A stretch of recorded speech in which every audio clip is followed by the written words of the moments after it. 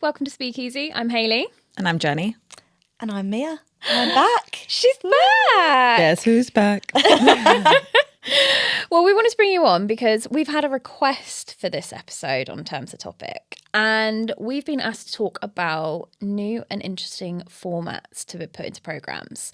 So we have seen in like group chats with other producers that there has been a request to put in more engaging content into programmes, improving on the delegate experience. I think we're seeing that across industries, that the stakes are up across industries, and experience is a really key value, and especially with competitive markets. So we as producers are being asked to think outside the box. So we're going to talk about some of the fun and different formats and sessions that we've put on or that we've seen. So as she's back, Mia, you've just come off an on-site. I have, yeah. Anything to share? Yeah, definitely. I mean, I think starting a new role in the software engineering industry, I've got to experiment with not only plenary content, but also more different types of activities and things like that. One of those being a hackathon, which was very interesting. I didn't have the pleasure of actually producing it this time round, but I got to experience how it ran on the day, and it was a really interesting format. So obviously we have leaders in software engineering come to our events, and so the whole concept of a hackathon is that they were split into separate teams with different concepts and ideas of what they would code, and then they would go away for a few hours, create these awesome inventions, and then present them at the end, and then you have some sort of winner. So they are quite long-winded. Ours ran after our conference. So our event ended, and then it's almost like an additional activity that people can come to. I love the idea of a hackathon. I just don't know it. Like, do you have like, what's a definition you would say for like a hackathon? If like talking to another content manager, like I think the idea that I have is that there is a set problem, there's a set kind of task, and they need to create a solution to it. Is that right? Or I probably completely got the wrong wind of that. But I guess it depends on the industry, and I think it depends on the context. So for us, we had teams coming along, and they would be creating different products. So they would pitch it at the beginning, say, I want to create this, I have an idea for this, and they would go around and pitch their ideas, and from then they would get in teams of about 3 people, and they would create those products using AI tooling. Did they decide the teams, or were they pre-selected? Okay. So selecting teams, they would come in, and certain people would have different ideas. So kind of go in a round robin style. If anyone wanted to pitch a product, they would have a minute, pitch their product, and then depending on who was interested in joining their team, for those who pitched, they would kind of form teams themselves. So we had very little involvement in actually putting people together. I think it just depended on interest. But again, depending on the product, the event, it can change. But really for us, when we did it, it was about small teams creating products, pitching them at the end, and like giving us a demo of how they worked, which is insane to me because I can't code. So watching just really talented people create these products in like a few hours was insane. And then they all vote at the end and win some sort of prize. But I guess it is different, like you said, Hayley. Like, I wouldn't know where to even start with a different industry, like how a hackathon would work. I guess it's the facilitators, isn't it? That's it. Like, they're going to be leading on that one. So there's that element of putting faith into them, and then I guess saying to them, what do you need? Is it really all that they need is that space to let it run? And then probably some additional things of obviously electrical, what was it, plug points and things if they're doing laptops. And I mean, how many people were participating in it? I'm curious what the numbers were. Like, what did it look like? Do you know? So this was a trial one. So it's actually very interesting. So it was a trial format for us. I believe we had it was quite small, so about 30 people, but hackathons can be huge. Like there can be lots of people in a room, and we're hoping to really grow it. But it was just a trial to test the format, see if it worked, see if people liked it. They did, so we're doing it again. But yeah, there'd be way more people than just 30. You can get rooms full of different teams, so I'd be excited to see how it grows. Oh, I'll ask you in a year's time. Yeah, right. Okay, now tell us more how the hackathon works. yeah. No, I'll let you know, but it'll be exciting. What about you, Jenny? Have you got any interesting formats to share? I mean, I can't think of a hackathon, but maybe it is kind of similar. I had just not thought of it a bit like that. It was maybe a bit more role play-ish in terms of a round table. So I worked with a speaker who's sort of like an expert. He was like a sustainability director who obviously understands the topic inside out. And what we decided was like coming up with 3 scenarios for people to discuss. And we set like a timer against it and added some like pressure. I think even put up music and a timer that was like based on 24, the TV show. But it was like, for example, one of them was a case study is that you've got a new CEO in the company, and you're going to have to push the fact that sustainability is still important up the agenda of this person who's maybe not engaged, which is actually very relevant to nowadays, sadly. And so we let everyone then discuss how they would come about it. And then after kind of the time, a few tables were sort of saying how they would have approached it. So it is like round tables, but it's kind of switching things up. And then another thing I did with the round table recently was I didn't pre-select the topics. So basically, the company I was working for, they stay in touch a lot with the delegates because they are also hosted in hotels. And so I asked the team as part of this kind of communication if they could get the top 3 challenges that these people were facing. Yeah. And then from there, you can see which ones are actually across the board, the top 3 that everyone who's attending the event is kind of struggling with, and use those as the topics, rather than just be like, this table's going to talk about AI and this table's going to talk about, I don't know, finance. Like, it's actually getting some feedback beforehand from people. Oh, so kind of extends out of a round table. There's a set format. Yeah. And then, making sure you get takeaways. Not just people go to a round table and have an open conversation. Mm-hmm. Oh, okay. I'm trying to think. I think it's really risky trying new formats. Yeah. I had a situation where I tried a new format in an insurance event a few years ago, and I sold it to the editor as, it's a bit experimental, and it was I'd say quite pantomime-y. But I was trying it out after seeing it done at another event where the event was smaller and it really worked and the audience really responded to it. And I went, I actually really like this. I want to try this at my event. It's quite Marmite-y. Some people loved it, some people hated it. And I developed it on the concept that I'd previously seen it at, where basically they had actors in to come and play out a case study, and then people went away in groups and then discussed after that case study how they would, approach the situation. And in that context, it was in kind of international investment markets and personal finance in that proposal. So it was a couple meeting with a financial advisor, describing their situation, and then members in the audience that were financial advisors would go away and discuss what would be the recommendations they would give to these people. Okay. I wanted to take it into an event that I was doing on insurance, similar kind of thing where you've got independent financial advisors that are going to, recommend certain products and policies for their customers.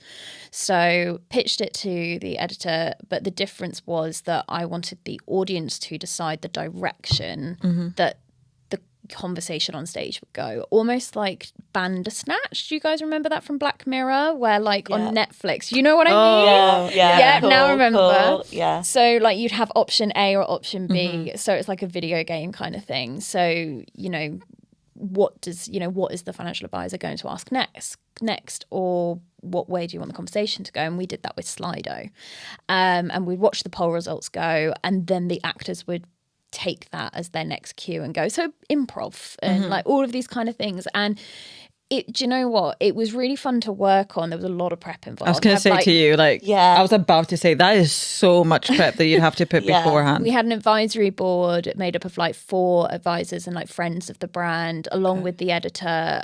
We worked together on a script that was going to work, and then put in options of like what could a financial advisor ask here, and like good things and bad things. Like, so what was going to be good practice and bad practice, or like what options could they take to eventually suggest what policies would be right for this couple that was on stage. And in the room, I tell you what now, delivering it, absolutely shitting myself. No, because I was at the AV desk, I was like, please work. And I'm there with like making sure the Slidos go at the right time, and like hoping that everything on stage is going well.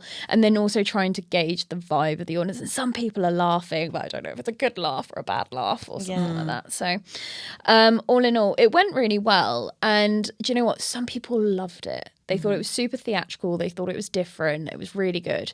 And then some people really hated it. And they were like, this felt childish. This didn't feel professional. Like, it seems like you're taking the mick and like all of this. So it was very Marmite. We didn't reattempt it. And I think that was just because the direction of the event going forward and what was changing on that main stage. And then as well, what's sold sponsorship-wise, those kind of things. I think I'd do the format again, though, in the right industry. I think it's maybe the industry that is just, it's going to have, as you said, some people who are going to be into it and others that... I feel like something theatrical, an industry that's creative. Creative, would love that. Do you know what I mean? Like, I think it'd be really good. It was really fun, but yeah, it was... I remember 1 or 2 emails like afterwards. Some of them were like, that was brilliant. Like, that was so fun. And then others, it was like, did not enjoy that. So... You live and you learn. You're going to get that with like all new formats though, right? People just don't like change. Some people love change. I think you're going to get a mixed reception. Well, it's always the same with events, isn't it? You can never please anyone. I think we've always said like the most common thing we get on site is when people say that the room is too hot, but somebody also goes, the room is too cold. You literally cannot please everybody. No. So, but yeah, that was a fun little format. Any other formats to share, guys? Well, you go first. Go on, go first. You go first. I mean, something else I did once was just, I actually really like watching Question Time. I think I find I'm a political nerd. That's why I studied. Yeah. And I find Question Time really shows you kind of what's the current state the country's in and actually hearing from the public. Yeah. And so I wanted to kind of try and recreate that sort of kind of way of running something. So I actually did it in one of my sustainability events because I had a host who was a TV presenter. So she already she was excellent. She knew how to run this sort of thing. Yeah. And instead used my editor as almost like one of the panel experts. So still keeping that content. And actually, I think it was a really good way of like ending the conference because it was very relaxed. And then almost it gave... because we had done, I think I've talked about it before, we had done a lot of sessions that were almost like TV. Like there were only 25-minute panel discussions, so it had been very fast. And so questions from the audience weren't really that many coming through. So this really gave the opportunity for everyone to just kind of, if they wanted a rant, if they wanted to get their question out, whatever it was, they could do it. And it made them feel more like they had a chance to properly ask people. So I actually think it worked really well and I really liked it. It was very, but I guess it is like just ask me anything. Yeah. I love an ask me anything. But yeah. Oh yeah. And I think people do. It's tried and true, isn't it? Ask me anything formats in general. Yeah, I think it was just finding the right speakers because not everyone is comfortable with essentially if you tell them you're literally there's no questions for you to prep, there's no prep, you're just rocking up and whatever comes your way. Yeah. I think they need to be people who are very confident in themselves and confident in who they are in the sector and fully understand the topic and all these things that not everyone, even if they work in that space, feels like it. Well, also that panel, you've got to make sure that everyone can competently cover whatever is going to come up. Yeah. So, I mean, it's Question Time similar to an Ask Me Anything, and I've done loads of those. I love an Ask Me Anything. I think they're great sessions. And it does happen where there's like an awful question that comes up and then everyone just goes, I'm not answering that. Yeah. It does. But yeah, you can't have like 4 people on it that are all basically covering one thing, is it? So Yeah. So now you, because we were fighting earlier. No, do you know what? I really enjoyed this year. We introduced what's called a solution stage or a demo stage. So sponsors would come on and as part of some of their packages, they would have 10-minute slots to do a no fluff product pitch. And we had like a dedicated space and stage to do that. And it just went really well. I think the one thing working in any industry is that audiences don't like being lied to. You know, they don't want like a session that's disguising a marketing or a product pitch. But if you're being told, hey, I'm going to pitch to you my product for 10 minutes and if you're interested, come along, people love it. And I think from a production point of view as well, it just makes everything so much easier. Yeah. Because you're giving the sponsor what they want. They can give a transparent pitch. You're telling the audience that that's exactly what they're getting. It just feels very truthful. And I really enjoyed producing just product pitches because it is where it is.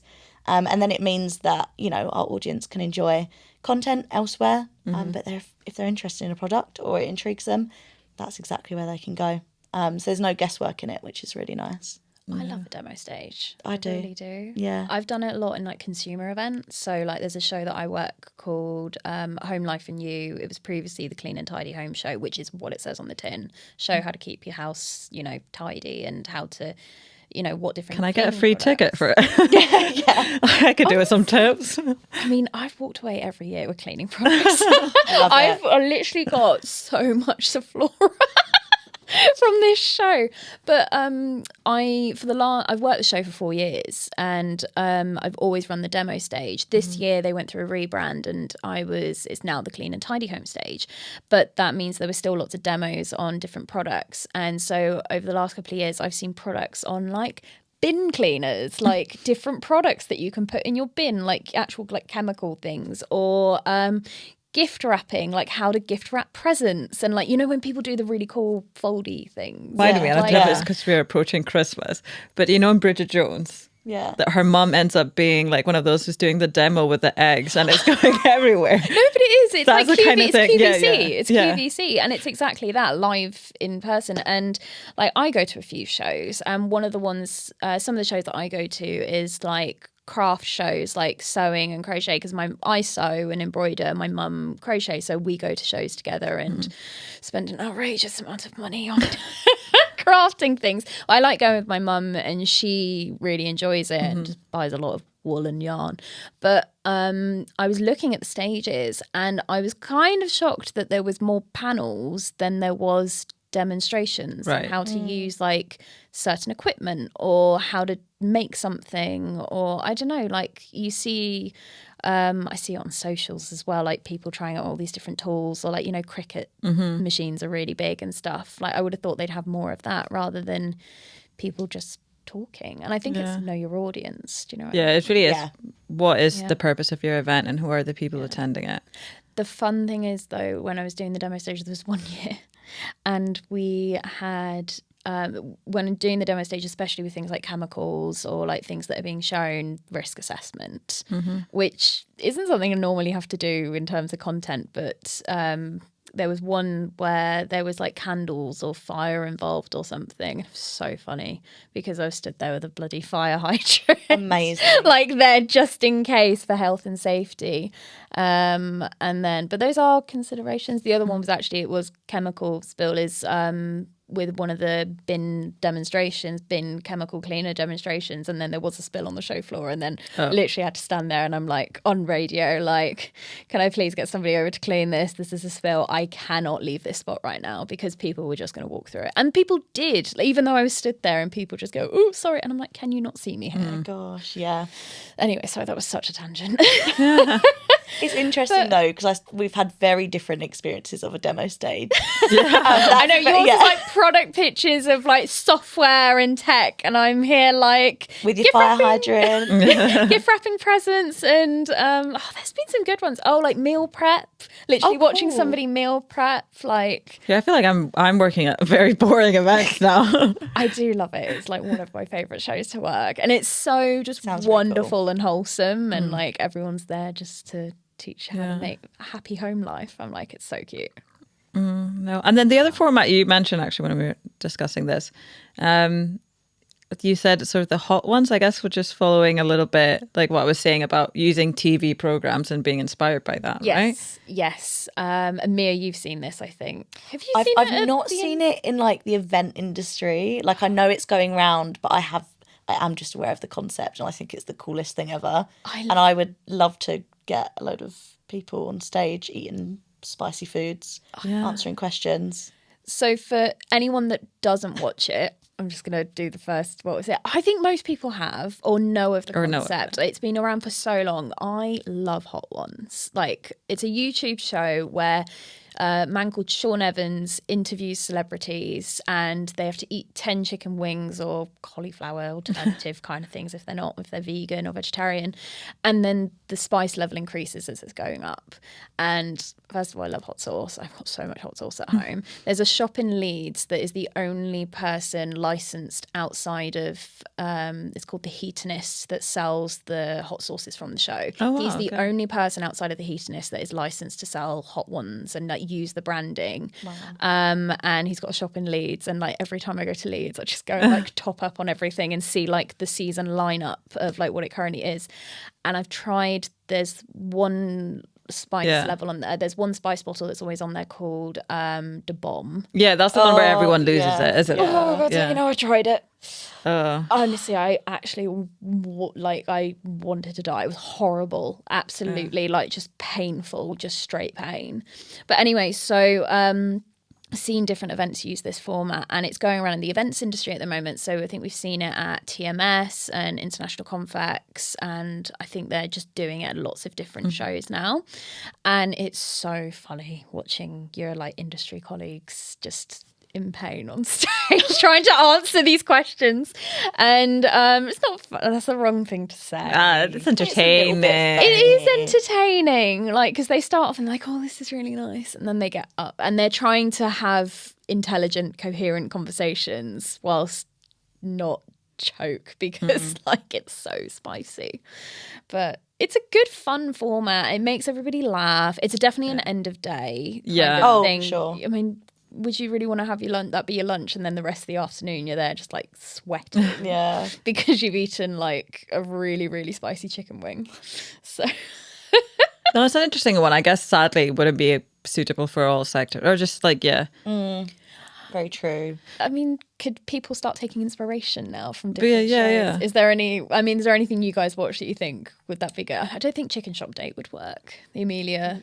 Oh, yeah, no, that probably wouldn't work. Really? I mean, I love Real Housewives. I'm like, maybe if debates were a bit more brutal and like in some of these fights, that'd be good. Yeah. We won't get fights on stage. Yeah. I mean, as a producer, probably not. I don't want that to happen on stage. You'd have to, instead of in the green room, instead of teas and coffees, you'd be like, red wine or white wine. Like, that's the only way you'd be able to get that to happen. What other formats are there? Oh, one like this right now, podcasts. Yeah. Oh, that's true. I like a live podcast. I think it's fun. It's a little bit more casual, like a lot of the time. I've done podcast stages, and then worked with like industry like podcasts to get them in, and they bring their audience then. No, I agree. It's a good way of marketing, like a marketing tool as well. I did that as well. Like use the, I mean, they are the top like sustainability podcast, and we did like a live from our event, and that kind of also helps us out. Yeah. Any networking things that you guys have done? I've done like networking hours, like specific to like a role in an industry, but I think we were talking about that as well, weren't we? Like, how do you, or I think in that same kind of producers group chat, there was like, how do you introduce more networking and things? Yeah, I mean, we do. So we have industry interest groups, and we also have community representation groups as well. Oh, nice. Which are just really nice networking opportunity for people to come together, that, you know, have similar experiences, you know, problems, things like that. And it's great as well because, you know, there's nothing worse than coming to an event on your own, not knowing anyone, not having any friendly faces. So I think opportunities like that definitely make it easier. We also do solution swaps, so which is quite interesting. So people will show up to a session, they'll have some sort of problem that they need to solve, and then they network and talk about, well, they swap ideas and solution swap, if it were, which I think is quite interesting because it adds a layer of, you know, there's a bit of structure there. You're not just showing up and trying to make conversation. You've got something to talk about, and it usually stems into more networking, of course. Yeah. But I think that's quite an interesting concept. Yeah, networking is always like it's a tricky one because I sometimes hate feeling like I'm babying my audience into meeting one another, because I've been before where sometimes it just feels a bit forced. Like every opportunity, instead of letting like people naturally meet and interact with one another, it would be like speed dating but in networking format, or like this and that. And like sometimes I think we're so conscious about wanting our audience to meet one another that almost you take away that element of people naturally meeting. I think it's such a two-sided coin, because you hear where people say, oh, well, you put on networking, but nobody wanted to talk to each other. Or like nobody knew, there wasn't anything to get, you know, conversations going. I think one of the ones that I did earlier this year at like an accounting event was, I remember this one specifically, it was called the Small Practice Networking Hour, and it was such a smash because we had a medium-sized practice that had recently kind of reached medium size, and they'd won a lot of industry awards, had a lot of prominence like in the community. They started it with like a conversation about how they grew their business, how they grew the practice, going from small to medium, what that path was like, and then encourage people to like have those conversations and build that network, because that was such a key thing for them. I just thought that was a really great way to do it and naturally let people, so they didn't just show up to the area, grab a glass of Prosecco or whatever is being served and then try and have awkward chats. If they weren't comfortable, it like leveled the playing field for everybody. No, I remembered one more. Oh, it's the thing we go were like, this is the thing earlier when we were talking about this, we were like, God, what formats? What interesting formats? No, we just do panels. No.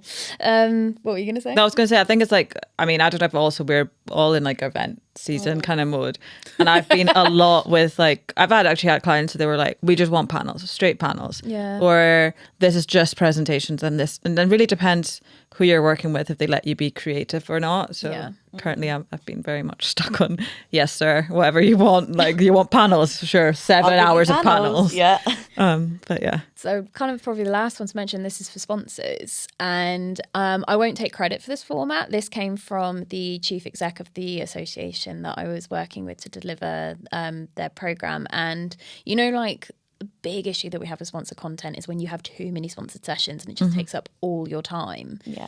And then you worry that they're not really going to say anything of, what was it, value. And then it's like, how do you fit all of that in? So she came up with this great idea called a Petra Kucha, and it's probably another done format elsewhere. I've heard of the concept, never heard of the name. And it's each sponsor gets 1 minute, 6 slides, 10 seconds per slide. And they get on stage and they've basically got 1 minute to say, this is who we are, this is what we do, come and speak to us. And we did this right before the networking lunch. So it was the last session. I think we had like maybe 6 or 8 sponsors. So it was a 6 to 8 minute segment, then obviously intro on top. And that final 10 minutes before we send everybody into lunch, and everybody stayed, nobody left the room. We had people at the door going like, no, you stay here, you listen, it's 10 minutes and then you can have food. But then they all had like just a really quick like, this is our company and this is what we do, this is what we're passionate about, come and chat to us. And then that filtered to lunch being in the expo area. And this was a conference of about 130 people, so like really good sized audience to, you know, have them go and have those conversations. And it went down like an absolute smash. And I definitely do that format in the future, and I think that's such a cool thing to add into sponsorship contracts. Do you know what I mean? No, I've had something similar actually. We didn't call it, I think they called it Dragon's Den or something like that. Yeah. Oh, nice. But it was a similar thing of like all the sponsors just got like a minute to say who they are, and they cut off the microphone the second that they like the minute passed. Wow. So it was like you get this chance, I think it was good because it gave a sense of, I think sometimes when you're going at exhibitions, and I've had it myself, like you're seeing all these companies, you don't really know what they do, and sometimes it might not be relevant for you to go up and speak to them, but if you're just seeing like a random name, you can't really tell sometimes what that company does. But whereas this gave you a bit of an understanding of like, actually would be useful for me to have a conversation with that company, or might as well not lose my time because like we do completely different things. So I've not seen these in practice, but like, are they quite informal? Are they quite funny? Like I had a few people making a few jokes. Oh, okay, like it was just more of like, hey, this is us, and like just it wasn't full on, this is what we do, this is all this stuff. Like it was just kind of just an elevated pitch really of who they are, and just I think the more personality they were bringing into it, the more people responded. Yeah, so I suppose it's quite a nice element for sponsors as well, right? It breaks the ice, but in more of a sort of informal way. Makes them seem a bit more approachable. So I'd say so, definitely. Yeah. I mean, the way that we did it was I put a timer on the slide, so they didn't advance them. There was 10 seconds on the screen for each of their slides, and they had to stay on it, and that was it. And That's then terrifying. the chief exec was hosting. She had a bell so she could time it, and then was literally like, what was it? It's like Game of Thrones, like shame. What's her name? Hannah Waddingham. Yeah. Going like, she wasn't going shame at the at the end of each one of like shame. But it was very much like town crier, ring the bell, and then they were done, and then everyone claps, and then on the next one. And actually, I think it keeps a nice pace. Yeah. So. Well, we can't think of any more formats, but if anyone in our audience does, do let us know. Let us know. And speaking about formats, we kind of spoke about the Ask Me Anything, and we actually want to do that on this podcast. So if you've got any questions for us, kind of like, let us be your agony aunts, send us questions. You can find us on Instagram, follow either Nuff Said Events, or find us both on LinkedIn, drop us a message. We want to hear what your thoughts are. Yeah, ask us literally anything. We might answer or we might not, but yeah. Thanks so much for listening, guys, and thanks for coming back on, Mia. Thanks for having me. Maybe we'll see you a few more times. Yeah, I'll come back from behind the scenes, step over the camera line. So it's such a long way to go. I know, from my chair all the way over there. All right, thanks so much for listening, guys. I'll catch you next time. See you soon. Later.